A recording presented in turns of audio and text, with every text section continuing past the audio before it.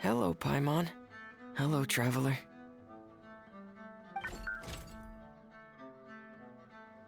Is the crown ready? Yes, we're just waiting for Zuria now.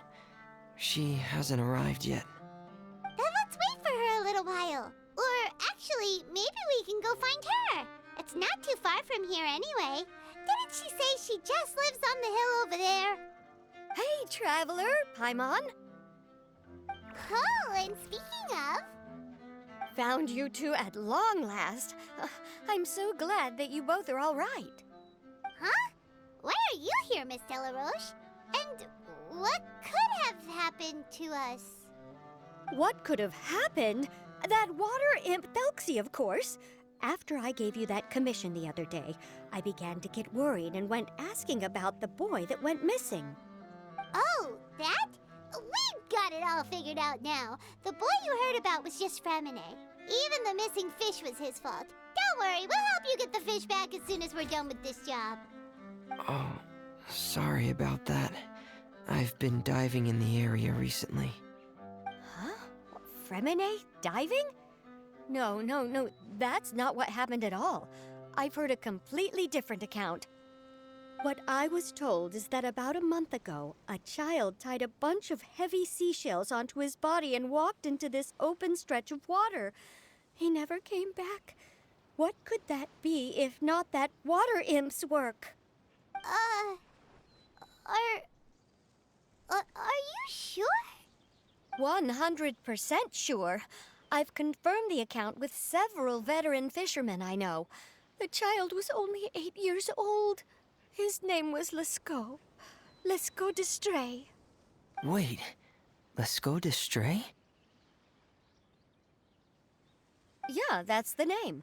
They say the family took on the name after moving to the city from a place called Stray. Anyway, his mother is a pretty famous art dealer, while his father passed away from an accident many years ago. Oh, well, naturally, his mother was devastated by the incident and fell terribly ill. It's said that she left the court of Fontaine, and no one knows where she's gone. It can't be, right? Lescaut d'Estray? Zuria d'Estray? It must be some sort of a coincidence?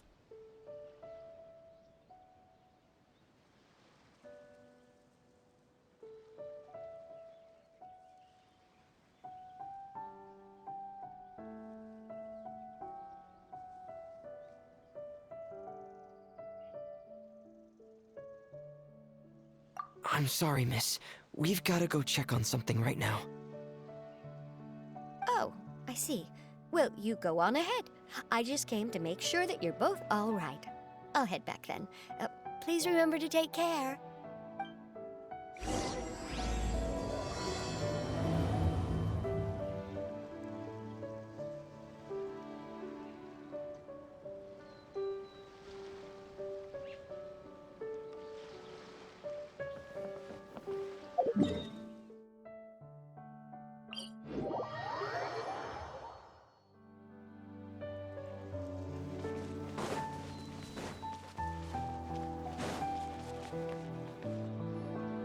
Excuse us. Is anyone here? Is this Madame d'Estray's place? Who are you? I have a patient here who needs quiet bed rest. Please leave us be unless you have anything urgent to report.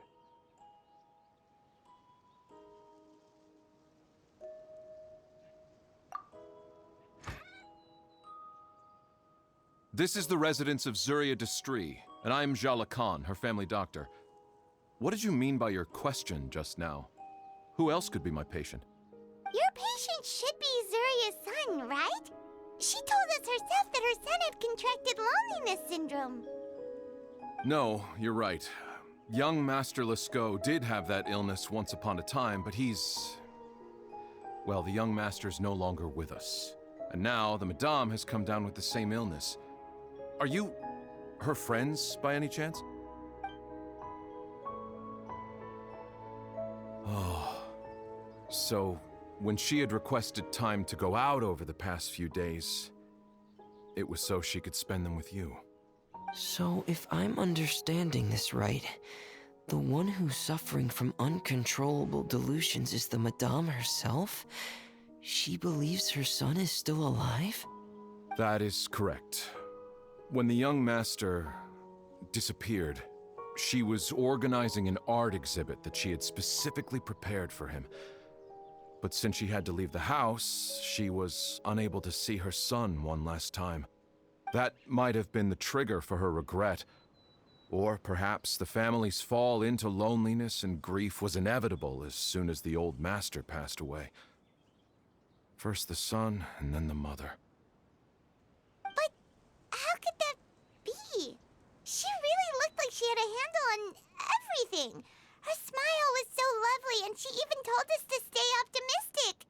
But you're saying she... Those actions are proof that she can no longer differentiate between fantasy and reality. Then all the other things that she told us about her son, were those fake too? No, those were all real.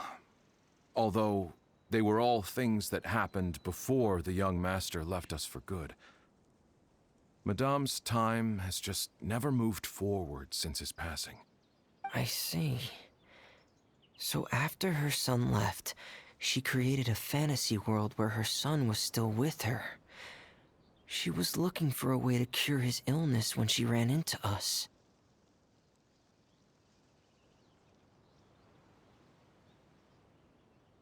She has been in a good mood the past few days, even humming a song when she returned from her stroll. She even began discussing with me the idea of using deliberate guidance to ease the illness. It was all going well, until last night. She spent a whole night staring at the shell the young master left behind, and the words that he had inscribed onto it. Then she broke down once more. I prescribed some sedatives, and she's currently resting. But then what should we do? How can we help her? There has to be something we can do. Don't panic, Paimon. Even though this is a devastating piece of news, we must all calm down first. What should we do? I need to think. I need to remember the old house of the hearth and the children who lived in it. Those patients and what their doctors said back then.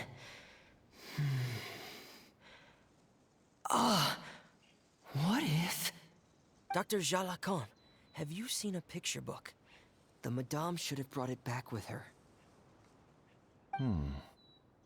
Are you thinking about trying the guidance therapy she talked to me about before? It's worth a shot. I'll go get the book. Yes, this is it. That's right. If what Dr. Jalacan said was true, the past few days have been very helpful to Zuria, so we should complete this journey. We need to show her that her child has found a happy ending in the world of her dreams. But wouldn't that just make it harder for her to accept reality? One must first face reality before accepting it. The Madame has been crushed by her feelings of grief and can no longer bring herself to face reality. Our first priority would be to get her out of this state. Right. Before today, I had thought she wanted to use Thelxie's fantastic adventures to save her son. But now, I think she might need it to save herself. And if we could complete it, we should be able to give her some feeling of inspiration and closure. Maybe those feelings would be enough to give her some courage to face reality again. There's no time to waste. Let's set off right away.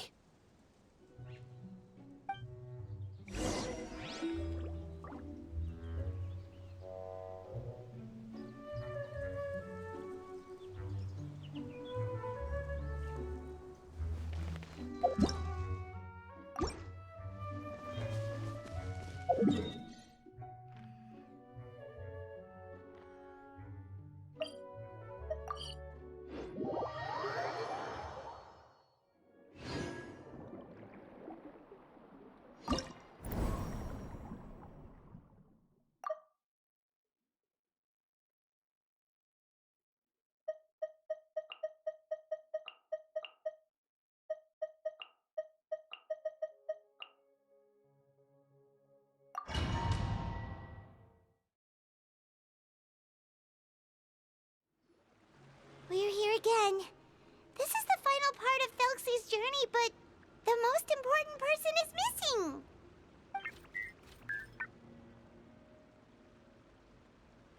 Everyone, please don't be so down and gloomy. Remember what she told us? If we were to feel troubled, the patient would become anxious as well. You're right.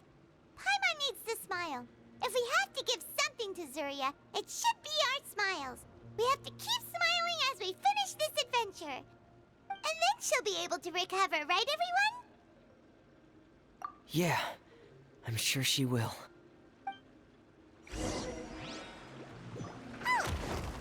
Be careful, brave adventurers! Here come the evil monsters that stole the crown! The deep-sea Cyclops! Let's beat them up! Watch out, everyone! They're coming at us again! There's no need to Prince Thelxie looks stronger than ever today! He must be going all out! Frost is coming! Prepare! Oh, this is the final enemy, right? We'll reclaim the crown for you now, Your Highness!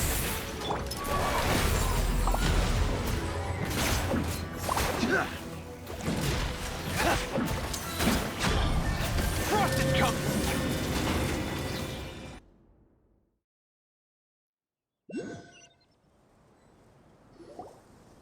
I'm sorry. I have to go. I made a promise to my friends, and I'm already very late. But, Madame, you're still... Don't try to stop me. Today's the most important day for treating Thelxie. We'll use the guidance method. Didn't you also say that you'd think it'd work? I'm not trying to stop you, Madame. It's just... Could you tell me the name of your child? Dr. Jalacan, how can you forget the name of your own patient? His name is Thelxie. He's the prince of the kingdom of water imps. We will go today to reclaim his crown and attend his coronation ceremony. I see. Madame, please rest assured, everything is still on schedule. Your friends have already departed to find... Wait, look. They've already returned. Zuria! Zuria! We've retrieved the crown!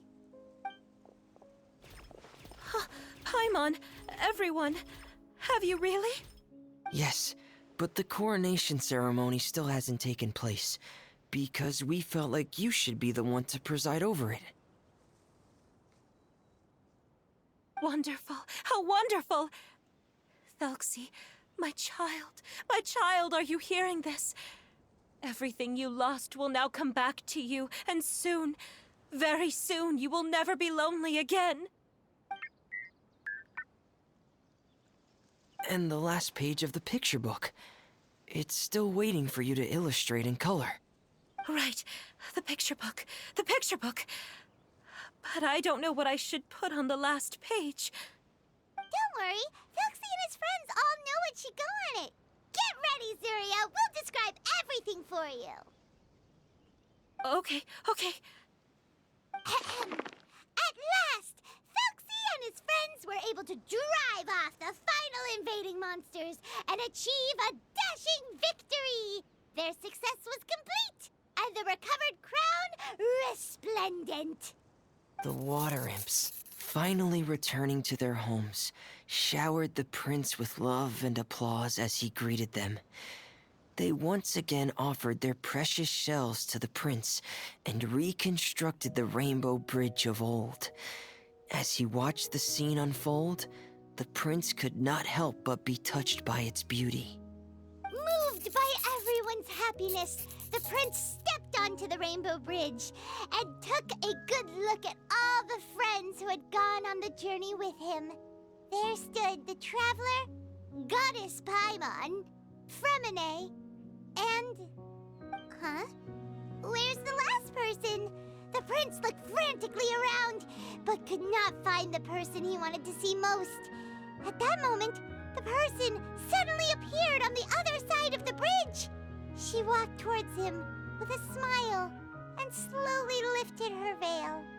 The prince could not hold back his tears. He recognized then that the mysterious person that had been by his side the whole time was none other than his mother. Surya walked across the bridge and placed the crown above the prince's head. She smiled down upon him as she said, "My prince, my king, you shall never, ever need to feel lonely again." That's the end of the story, Surya. Thank you. Thank you all. I am so sorry, my child. Maman should have spent more time with you. Did you hear the story? You'll never have to feel lonely again.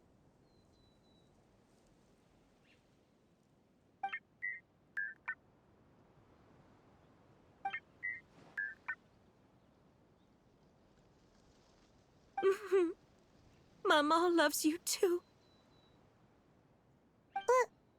What's happening? Is Surya talking to Thelxie? Quick, put on my diving helmet. There's a transcription module in it that's compatible with Thelxie's output signals. You should be able to use it to understand what Thelxie's saying.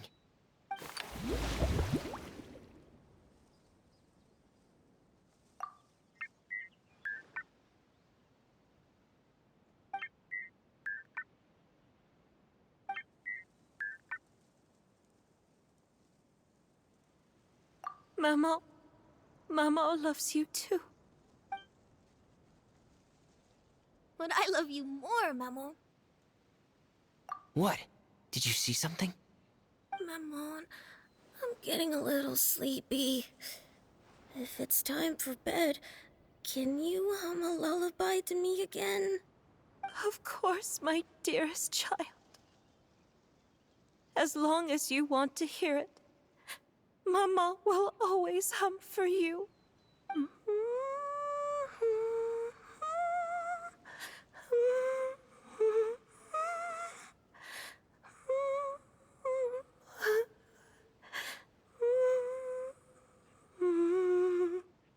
Thank you, Maman. Your lullaby has always been my favorite. Now that I've heard it, I can return to my dream and to the kingdom of water imps in peace. My poor darling. Please don't forget. I will always love you. My love is greater than the entire distance between here and the kingdom of water imps. I won't forget, Maman. And so is my love for you. Greater than the entire distance between here and the kingdom of water imps. Good night, Maman.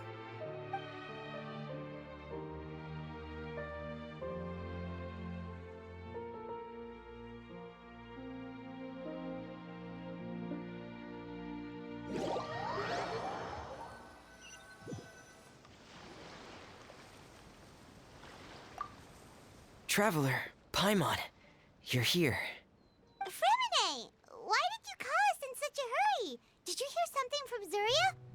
Oh, if it's not good news, Paimon doesn't want to hear it. Don't worry, it's definitely great news. The Madame came here for a visit just now with her doctor.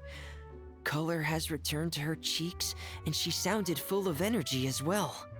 She said she'd like to return to the court to continue hosting the art exhibit.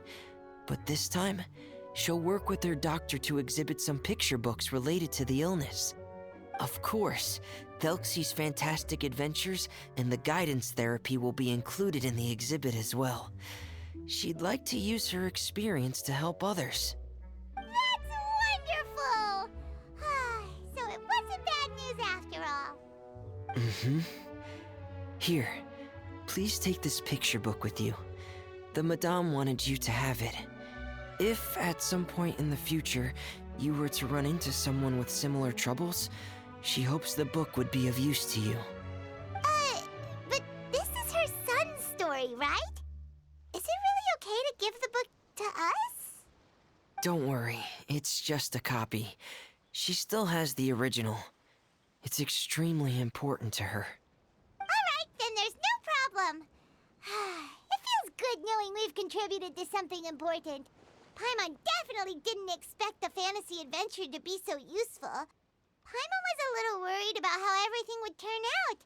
After all, fantasy is just fantasy. Paimon, do you know what the Madame said? She said that at the moment when she placed the crown on Thelxie's head, she felt like she really saw something beautiful. Her child had returned, and he told her that he loved her. She also said that was when she was finally able to bid farewell to her son. She felt like at that moment, she was healed by some mystical power, and she was filled with courage from head to toe. Oh, really? But could that just be another part of her fantasy? Perhaps. But if fantasy is just fantasy, and the fantasy world is not real, then how could it still grant us these powers that we can continue to use in the real world? But what else could it be? A descent of the fairy tale world into the real world. At that time, the wondrous fairy tale temporarily became reality and influenced real things in our world. That has to be what happened. You saw it too, didn't you? What? That can't be what happened, right?